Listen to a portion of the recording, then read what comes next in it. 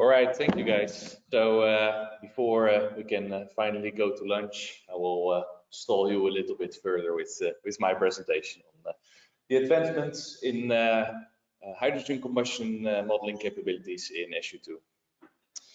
So before I start talking about that, I want to give some context to my research. So in the pursuit of the energy transition, innovative companies like Bosch are investigating the use of hydrogen combustion in residential heating applications, where, for example, heat pumps are impractical or inefficient. Now, hydrogen is quite different and behaves quite differently from natural gas, which you usually use to heat up your house, or as of yesterday, to heat up your hotel room. And these differences reflect on the combustion behavior. For example, under equal circumstances, the laminar flame speed of hydrogen is much higher than that of natural gas, which increases the likelihood of flashback, which poses a safety risk. Also, hydrogen releases a lot of energy during combustion, which is great if you want to heat up your house, but it's not so great if you care about emissions that form at high temperatures like NOx. And also, hydrogen is and is likely to remain relatively expensive to produce, which reflects on the cost of ownership. So if we want to ensure the safety, sustainability and economics of future hydrogen burners, we need extensive design analysis and optimization, for which we are of course going to use SU2 because we know it's so awesome. So in the upcoming 15 minutes, I will talk about the advances of the hydrogen combustion modeling capabilities in SU2, talk about the solver capabilities, but also its limitations as of yet, and also go about an adjoint optimization example of something representative of a residential heating application. So then after summarizing and talking about my upcoming milestones, we can finally go to lunch. All right, so let me talk about the hydrogen combustion model as implemented in SU2.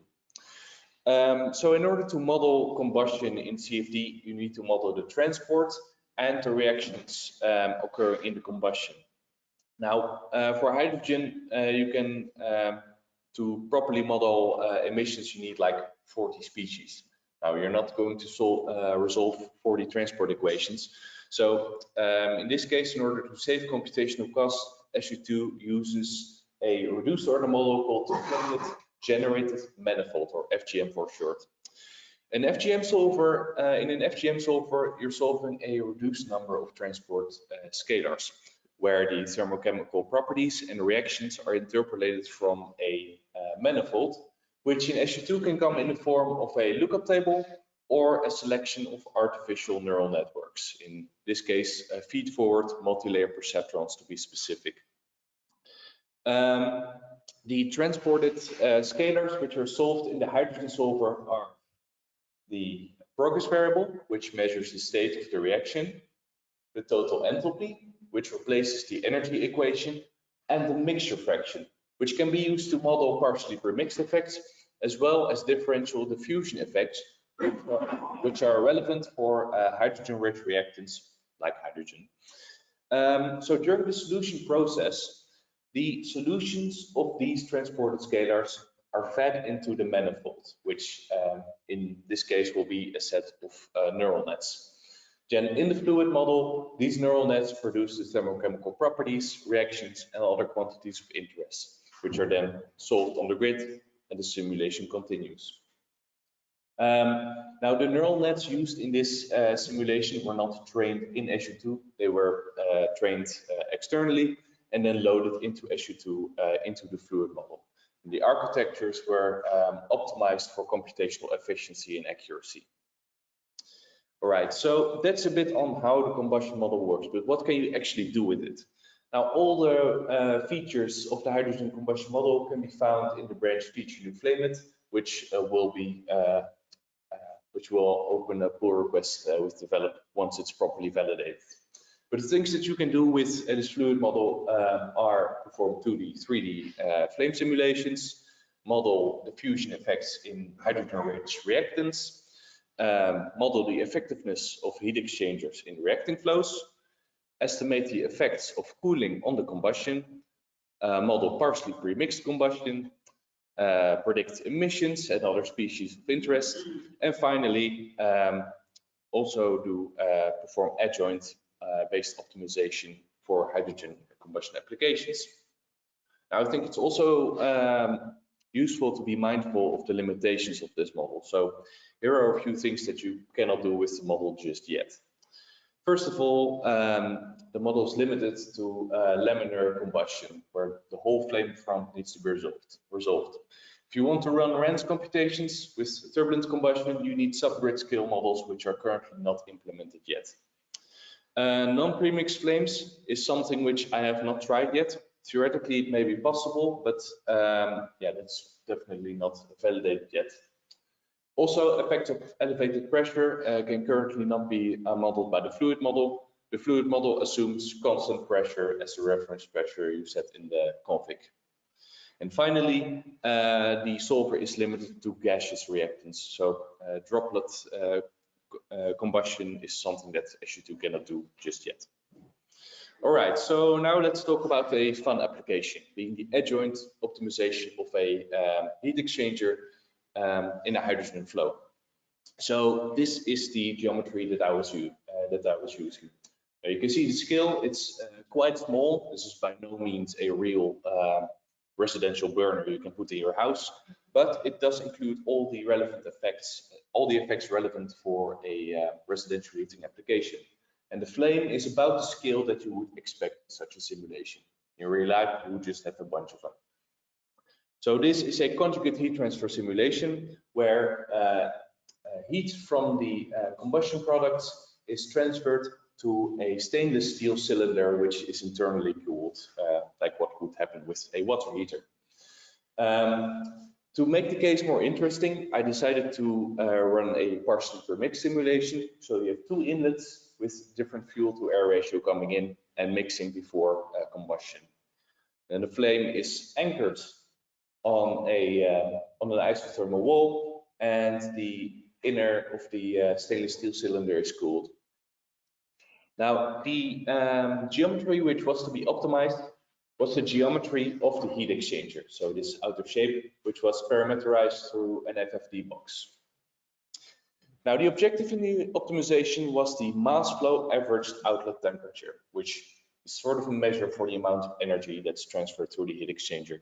For this, I used a custom objective function. And I put a constraint on the pressure drop, because if you don't do this, the heat exchanger starts filling up the entire domain, which is kind of useless.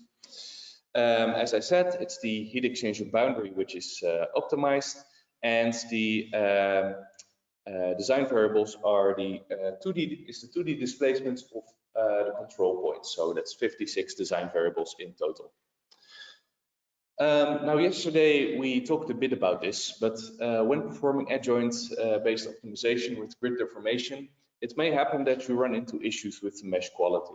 So in order to circumvent this problem, I implemented a conditional remeshing routine. So to visualize what happens here, this is your original mesh, undeformed, everything is fine.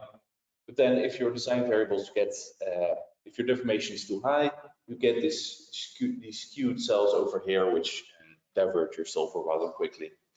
So in order to solve this, I implemented a conditional remeshing, where these bad cells are detected, and then I use Gmesh to remesh the nodes around the deformed boundary. And then the deformed FFD box is copied from the deformed mesh to the new mesh to save some of the gradient information. All right, so how did this go?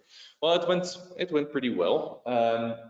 On the left-hand side, you can see the trend of the objective function as the solid line, and the inequality constraint value, so for the pressure drop on the right, being the dotted line.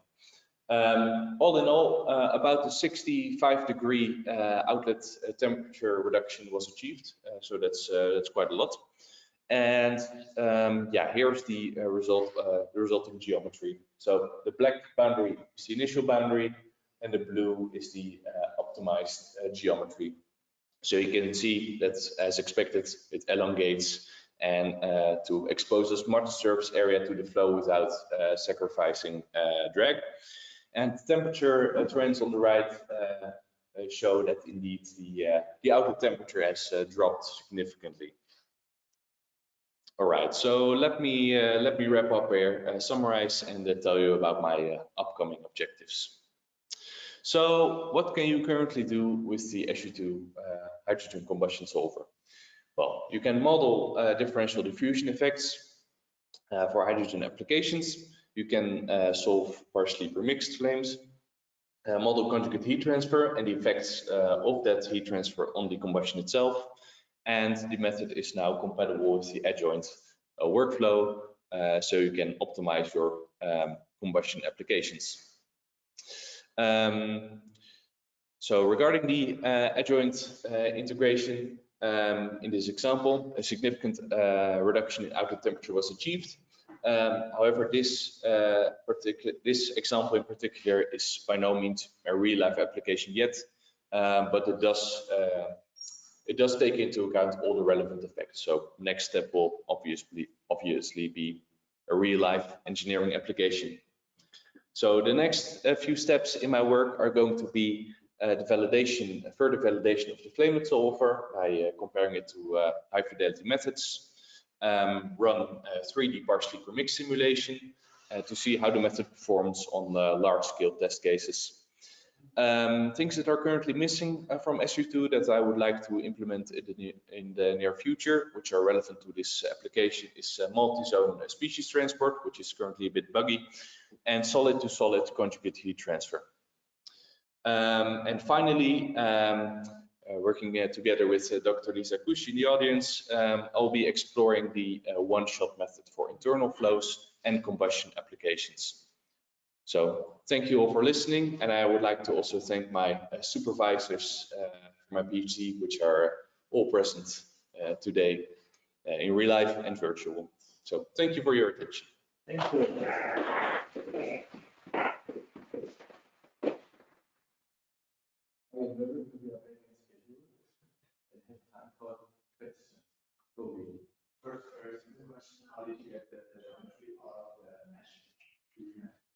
So the question is, how did I transfer the geometry from the mesh deformation to Gmesh, right?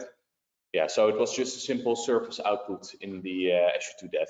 So just output the surface, read the surface coordinates in Gmesh, and make a spline. Yeah, so you mentioned the hydrogen combustion as flashback, and you mentioned models on flashback. What's your solution? So the question is about the flashback phenomenon for hydrogen combustion and whether I was able to model this flashback phenomenon. Actually, yes. When I was setting up this case, I had to tweak the inlet velocities such that the flame would not completely go back. Also, with hydrogen, it's the hottest spot of the flame is not at the flame tip, but it's next to the flame, which is close to your burner plate. And if you are running that burner plate with conjugate heat transfer, then temperature of that boundary increases, which also increases the reaction rate. And I've already had a couple times where I tried this and where then, yeah, the flame would creep up on the wall and flashback, even though the inlet velocity was quite high. So, yeah. Thank you very much. On site linear geometry, why is the channel not symmetric? Yeah, that's a good question. The honest answer is I just wanted to make it a bit more interesting to get a model like the 2D effects in the stream so that the geometry would deform in a more interesting and exotic way. So. Yeah, you could also ask about any question that we have different inlets, and you see that the timing is also not symmetric. So natural it's not. But I wonder whether that is like stable position. So if you switch the inlets, if you get the symmetric version of that beam, real life law in some optimizations where mirror the information that I could change a little bit of the system. Very different shapes based on the optimization path. So I'm not sure what that's all, what's the best method to test it, but if you play a little bit with the how far each optimization step, you might I'm happy. I see. All right. So was that, do you also like have a question or? Sorry. Basically, whether you're seeing that this organization that is all is a stable point, or whether that, it's dependent on your organization. I've not tried many variations of the optimization setup yet. The step that I currently use, I just took because it resulted in stable, at least in like, it didn't result in divergence of the of the optimization. But I've not tried smaller steps just yet. And there's a question back. I don't know if I missed it, but when you remesh, are you mapping the solution somehow also, or are you restarting the solution?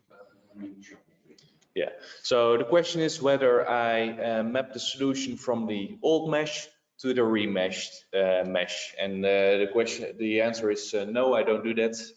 I do restart, but then the solution is just interpolated through a nearest neighbor approach. Other questions? Yeah. Now that I see the slide, is that particular reason why you're mentioning that you're using the Robin boundary condition, or the Robin speed? Is that significant the speed up compared to the traditional one? So the question is why I chose the Robin type heat flux. The answer is I tried both, but I didn't see much of a difference, so I just used this one.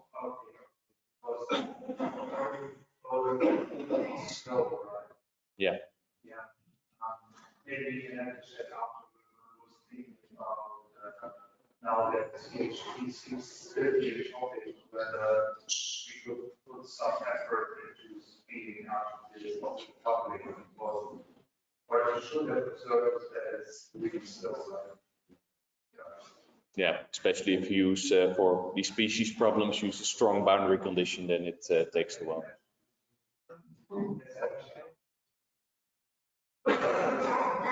And thanks to the speaker.